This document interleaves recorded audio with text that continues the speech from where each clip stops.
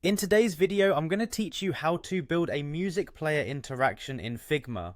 This tutorial is going to be incredibly helpful if you're looking to create dynamic interactions in your designs.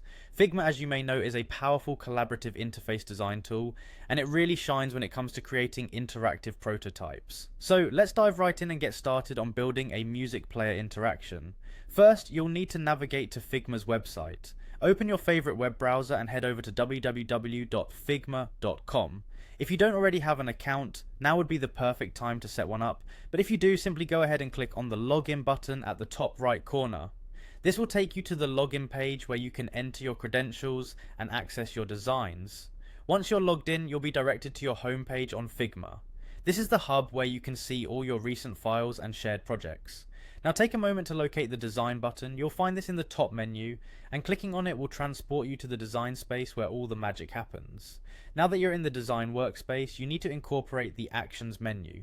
Clicking on actions will allow you to perform various tasks. In our case, we're interested in adding a music player component to our project. To do that, you can use the search bar to search for music player. This handy tool will streamline your search process, presenting you with a plethora of options related to music player designs and plugins. Select the music player option that best suits your project's needs. Once you've found the perfect music player component, the next step is simply to click on Run. This action will initiate the component, integrating it into your workspace.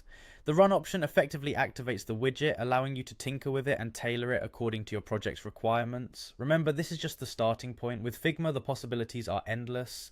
You can continue to modify, resize, and animate the music player piece to fit seamlessly into your design narrative. Play around with the settings, customize the look and feel, and watch as your interaction plan comes to life. And there you have it.